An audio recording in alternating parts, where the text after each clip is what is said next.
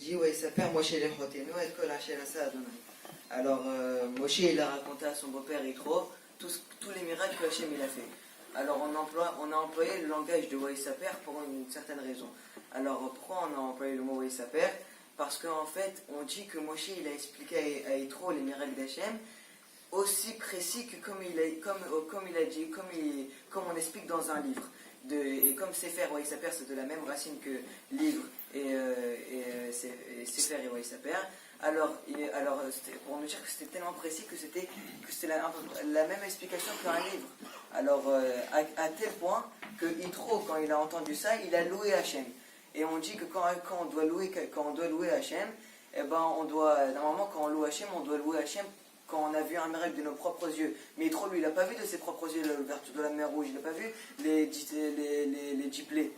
Alors on dit en fait que Yitro, tellement que Moshe, quand il a parlé, il a fait ressentir à Yitro. Alors c'est pour ça qu'il a fait ressentir à Yitro, tellement qu'il a fait ressentir, c'est comme si qu'il les a vus. Alors après, il y a un autre Bartora, il dit ויאמר משה לחותנו כי יבוא אל העם לדרוש אלוהים כי יהיה להם דבר בא אליי ושפטתי בין איש ובין רעהו דרתי את חוקי האלוהים ואת תורותיי. Alors Moshe il dit le peuple il vient à moi pour consulter Hachem et lorsqu'ils ont une affaire ils se présentent à moi et je juge entre les parties et j'enseigne les décrets de Hachem et ses lois. Alors ça veut dire quoi tout ça? Ça veut dire qu'en fait il faut savoir qu'un dirigeant d'un peuple, il a trois choses à faire. C'est quoi les trois conditions? C'est déjà, il doit prier pour chaque juif qui a un malheur.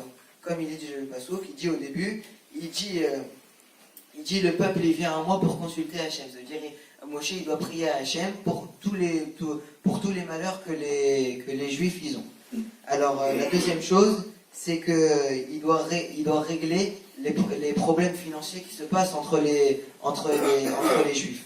Chaque problème financier qui se passe, il doit les régler. Et donc on voit ça dans le Passouk. Il y a écrit je juge entre les parties, c'est-à-dire il va juger entre les deux personnes. C'est qui il va les juger. Après la troisième chose, c'est d'enseigner la Torah enseigner la Torah et la connaissance d'Hachem.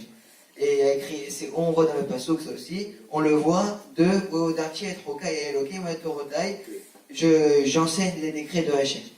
Alors, il faut savoir que normalement, les trois choses, ils étaient à faire pour Moshe Rabbeinu. Et comme c'était pas du tout facile pour lui, toute la journée, il y avait plein de gens qui venaient le voir et tout. Maintenant, malheureusement, là-bas, il se passait quoi? C'est qu'en fait, il y avait beaucoup de juifs que eux, qu'est-ce qu'ils faisaient? Ils respectaient beaucoup les lois qui étaient entre Hachem et Ben Adam la Mabam. Ils ne respectaient pas Ben Adam le Havero. C'est-à-dire quoi? C'est-à-dire que quand par exemple ils allaient voir un rab, ils allaient lui poser la question est-ce que ça, il y a un problème de cache-route? Est-ce que ça, il y avait un problème de cache-route ou de n'importe quelle chose? Mais par contre, pour poser une question, est-ce que moi j'ai fait du tort? Est-ce que moi je me suis moqué de lui? Jamais il posait ces questions. Et quand il se réveillait pour aller faire ça, c'est quand il y avait une dispute qui éclatait entre les deux, et là il partait faire un Jin Torah, et là ça a éclaté une grosse dispute. Alors, on dit que si les Béné Israël, ils se disputaient pas entre eux, et ils auraient évité plein de procès.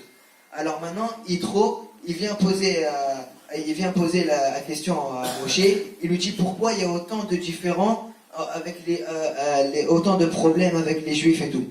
Alors il répond Moshe et il lui dit